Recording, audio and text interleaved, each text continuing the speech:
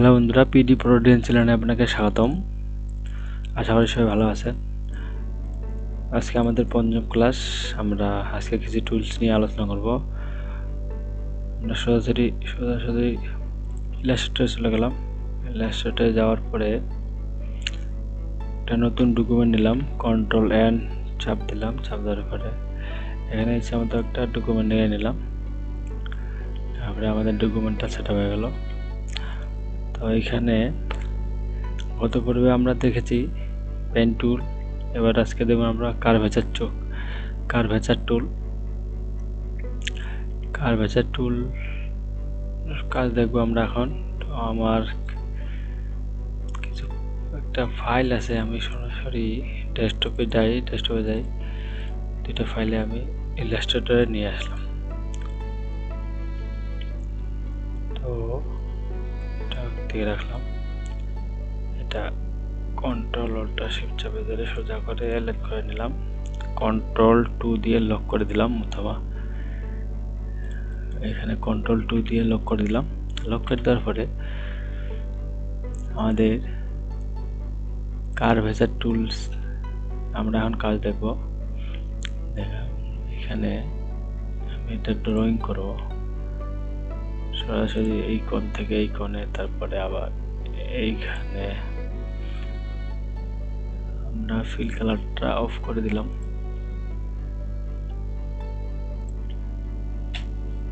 করে দেওয়ার পরে আমরা এখন ড্র করব। এটা এখানে নিলাম, তারপরে এইখানে এইভাবে এখানে ক্লিক করলাম। এখানে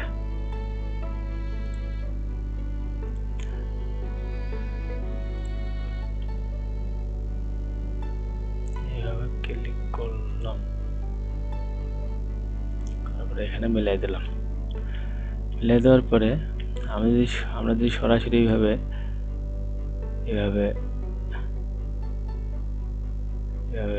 কার্ভেচার টুল দিয়ে সোজা বাঁকা করে এইভাবে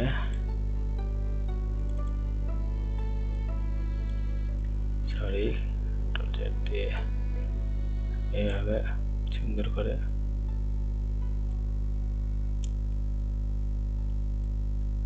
এইভাবে ড্র্যাগ করে মিলিয়ে দিলাম।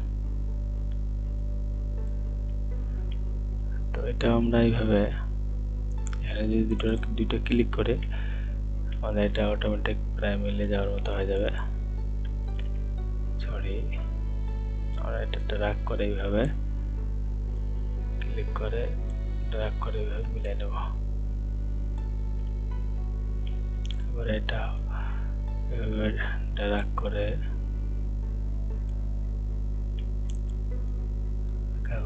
মিলিয়ে নেব।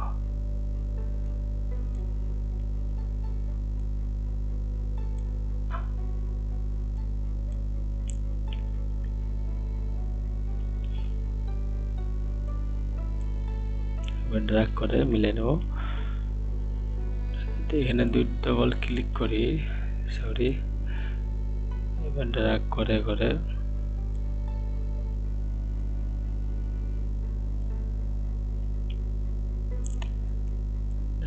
এইভাবে আমরা মিলিয়ে নেব। তাহলে আমাদের পাতা স্মুথ ভাবে আসবে, ক্লিয়ার আসবে।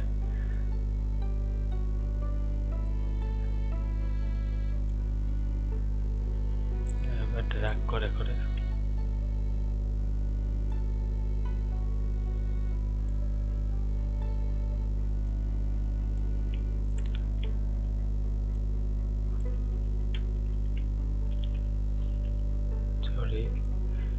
আমরা এইভাবে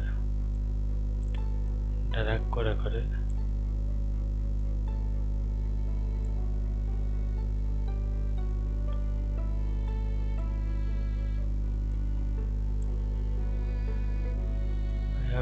করে সুন্দর করে স্মুথ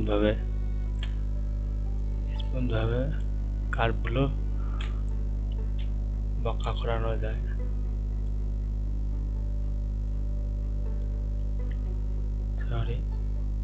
বেশি হয়ে গেল, এভাবে নিয়ে ড্র্যাগ করে আমরা এগুলো এইভাবে নিতে পারি। আমাদের কার্ভ করা প্রায় শেষ। তো আপনারা আরও সুন্দরভাবে করবেন, আমি হালকা করে দেখাই দিলাম।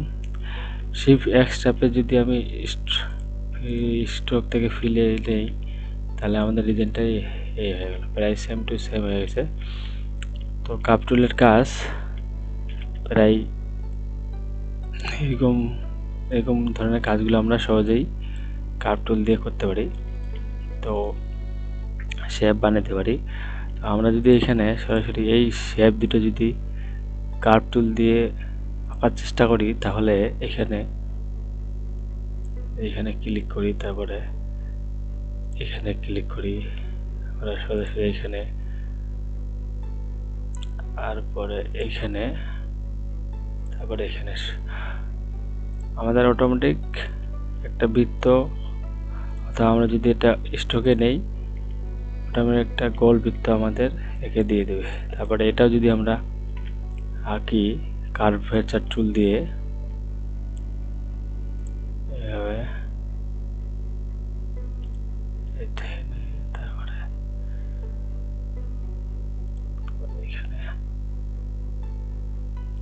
তারপর এখানে, তারপরে এখানে, পরে এখানে, এখানে, পরে এখানে যদি ডাবল ক্লিক করি,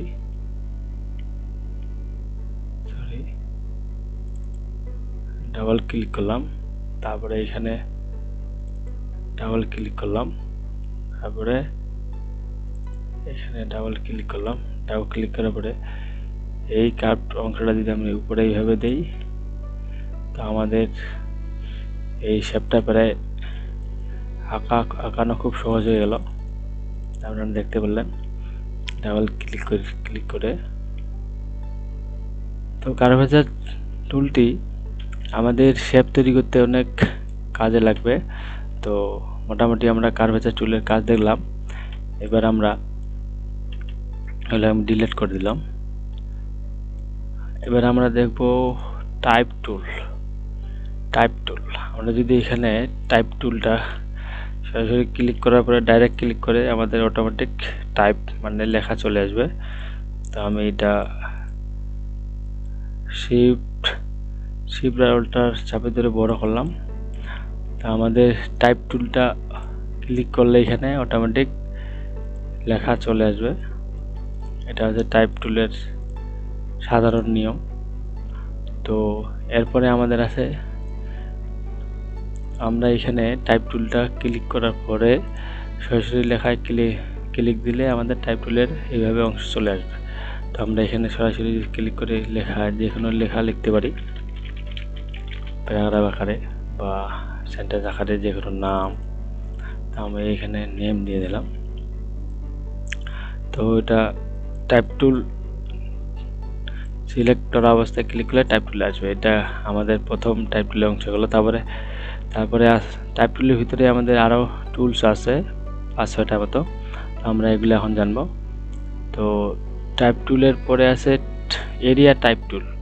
এরিয়া টাইপ টুল বলতে বোঝায় আমাদের কিছু একটা এরিয়া শেপ দিয়ে অথবা কোনো টুলস দিয়ে আমাদের একটা এরিয়া করে নিতে হবে। আমি যদি রেক্টেঙ্গল টুলে নেই, রেক্টেঙ্গল নেওয়ার পরে এইভাবে আমি একটা এরিয়া নিয়ে নিলাম। এরিয়া নেওয়ার পরে যদি এখানে আমি এরিয়া টাইপ টুলে ক্লিক করি, এইখানে ক্লিক করার পরে আমাদের এই এরিয়া টাইপ টুলটা তারপরে কাজ করবে। এরিয়া নেওয়ার পরে আমি একটা এরিয়া নিয়ে নিলাম, এটার নামই এরিয়া টাইপ টুল। আপনাকে অবশ্যই এরিয়া নিতে হবে, এরিয়া ছাড়া এটা কাজ করবে না।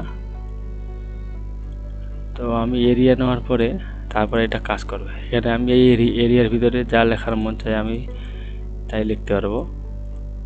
তো আমি যদি এখন ইলিশ টুল দেই, ইলিশ টুল দেওয়ার পরে এইভাবে দেই, নেওয়ার পরে এখন যদি আমি এরিয়া টাইপ টুলে যাই, এখানে যদি আমি ক্লিক করি, তো এখানে আমাদের এরিয়ার ভিতরে যেগুলো লেখা সব যেগুলো লিখবো সব এরিয়ার ভিতরেই থাকবে।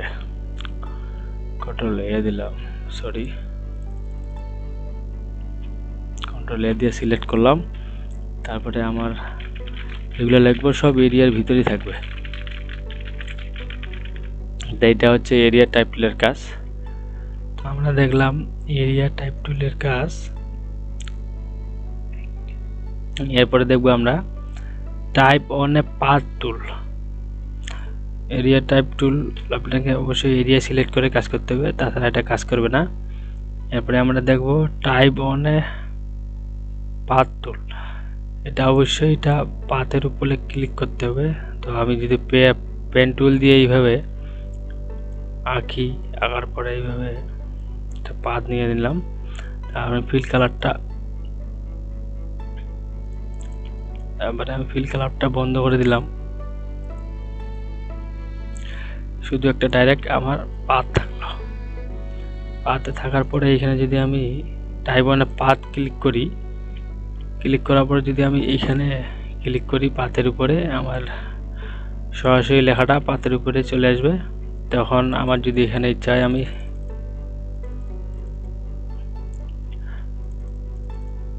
আমার যদি এখানে লেখার প্রয়োজন পড়ে আমি লিখতে পারবো। এইভাবে লিখলাম। লেখার পরে যদি আমি লেখাটা বড় করি এইভাবে বড় করতে পারি। তো এটা হচ্ছে, এটা যদি আমি আরো বাড়াই দিয়ে দিক, তো পাথ টুলের আরো কাজ আছে। রেক্টেঙ্গল টুল দিয়ে এইভাবে সিলেক্ট করি। সিলেক্ট করার পরে এটা আমি স্টকে নিলাম। স্টকে নেওয়ার পরে যদি আবারও টাইপ অন এ পাথ টুলে ক্লিক করি, এখানে যদি পাথে ক্লিক করি আমি, তো পাথের উপরে ক্লিক করলে আমার লেখাগুলো পাথের লাইন বরাবর হয়ে যাবে। তো আমি এখানে যদি লেখার মন চায় আমি সেটা লিখতে পারি। পাথের উপরে এইভাবে যা লেখার মন চায় তাই লিখতে পারবো। তো বুঝতে পারছেন, এটা টাইপ অন এ পাথ টুল মানে অবশ্যই পাথের উপরে ক্লিক করে আপনাকে টেক্সট লিখতে হবে। তারপরে ভার্টিক্যাল টাইপ টুল। ভার্টিক্যাল টাইপ টুল মানে হচ্ছে আমার লেখাগুলো অবশ্যই ভার্টিক্যাল বরাবর থাকবে। আমরা অনেক সময় দেখি ক্যালেন্ডার, ডায়েরিতে এইভাবে লেখা থাকে। ক্যালেন্ডার, ডায়েরি অথবা খবরের কাগজ। আমরা যদি এখানে লিখি, তারপরে ইন্টার দিই, আবার তারপরে শুরু হবে, আবার ইন্টার দিই, আবার তারপরে ভার্টিক্যাল বরাবর লেখাগুলো শো করবে, ভার্টিক্যাল বরাবর লেখাগুলো আসবে। তো এটা আমাদের গেল। তো এরপরে আছে আমাদের ভার্টিক্যাল টাইপ টুল। এরপরে আমাদের ভার্টিক্যাল এরিয়া টাইপ টুল। ভার্টিক্যাল এরিয়া টাইপ টুল আমাদের অবশ্যই এটা তো এরিয়া সিলেক্ট করতে হবে। এরিয়া যদি আমি সিলেক্ট করি, সিলেক্ট করার পরে আমি যদি ভার্টিক্যাল এরিয়া টাইপ টুলে ক্লিক করি, তো আমি এখানে পাতে ক্লিক করলাম, ভার্টিক্যাল বরাবর আমার টেক্সটগুলো চলে আসলো। আমি যদি এখানে মন চাই এখন আমি লিখলাম, আমি যে কোনো নাম লিখলাম, জ্যোতিষ, তারপর লিখলাম আমি সুদীপ, তারপর লিখলাম মিম হোসেন। তো আমার এই ভার্টিক্যাল এরিয়া টাইপ টুল ভার্টিক্যাল এরিয়া সিলেক্ট করে তারপরে ভার্টিক্যাল বরাবর সেই এরিয়া অনুযায়ী আমার লেখাগুলো আসবে। তো এটা আমাদের গেল। তো এরপরে আসবে আমাদের vertical type on a path tool. Vertical type on a path টুল আমরা যদি এখানে ক্লিক করি তো আসবে না, অবশ্যই আমাদের পাথ সিলেক্ট করতে হবে। তো আমি যদি এইভাবে নেই, আমি এইভাবে নিলাম একটা পাথ, তারপরে মুভ সিলেকশন চলে গেলাম, তারপরে এখানে আমি ফিল কালারটা অফ করে দিলাম। অফ করে দেওয়ার পরে এখানে আমি যদি এরপরে ভার্টিক্যাল অন এ পাথ টুল এখানে ক্লিক করি, ক্লিক করে বরাবর লেখাগুলো আমার অবশ্যই ভার্টিক্যাল বরাবর শো করবে। তো আমি এটা দিয়ে না বুঝে একটা যদি রেক্ট্যাঙ্গেল নেই, রেক্ট্যাঙ্গেল নেওয়ার পরে যদি এখানে সিলেক্ট করি ভার্টিক্যাল টাইপ মানে পাথ টুল। তো আমি এখানে যদি ক্লিক করি আমি লেখাগুলো ভার্টিক্যাল বরাবর শো করবে। তো দেখতে পাচ্ছেন লেখাগুলো ভার্টিক্যাল বরাবর শো করতেছে। আমি যদি এখানে লিখতে পারি তো এইভাবে যদি লিখি ভার্টিক্যাল বরাবর আসবে। তো অবশ্যই এটাতে পাথের উপরে ক্লিক করতে হবে, পাথ ছাড়া কিন্তু লেখাগুলো আসবে না। তো আমাদের এটা গেল। তো এরপরে আমরা টাচ টাইপ টুল। তো প্রথমে আমরা টাইপ টুল দিয়ে কিছু এরিয়া সিলেক্ট করে লেখাগুলো নিলাম। আমি এখানে সিলেক্ট করে সবগুলো একটু বড় করে নিলাম, সরি ছোট থাক। আমি যদি এখানে একটু লেখার সাইজটা বড় করে দেই এইভাবে। তো এরপরে আমাদের টাচ টাইপ টুল। আপনারা দেখবেন বিভিন্ন খবর কাগজ, তারপরে বইয়ে প্রথমকার অক্ষরটা বড় হাতে থাকে, তারপরে এগুলো ছোট হাতের। তো আমি এখানে একটা টাচ করি, টাচ করার পরে আমি এটা প্রথমবারটা বড় করে দিতে পারবো, যে কোনো একটা লেটার বড় করতে পারবো। আমার যদি মাঝখানের প্রয়োজন পড়ে বড় করার, আমি মাঝখানেও বড় করতে পারবো এইভাবে। আমি এমটা বড় করে দিলাম এইভাবে। দেখবেন যে খবরের কাগজে এরকম থাকে, প্রথমকার অক্ষরটা বড় হাতে, তারপরগুলো ছোট হাতের এইভাবে।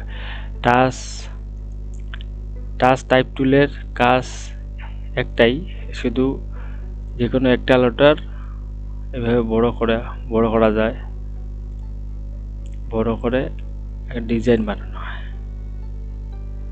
ডিজাইন এভাবে আমাদের টাচ টাইপ টুল কাজ করে থাকে। তো বন্ধুরা, আমরা আজকে শিখলাম কার্ভেচার টুল, টাইপ টুলের সকল কাজ শিখলাম। তো আজকের ভিডিও এই পর্যন্তই বন্ধুরা। সবাই ভালো থাকবেন, সুস্থ থাকবেন। ধন্যবাদ। যদি ভিডিওটি ভালো লাগে থাকে অবশ্যই চ্যানেলটি সাবস্ক্রাইব করে বেল আইকনটি বাজিয়ে দিয়ে পাশে থাকবেন। ধন্যবাদ।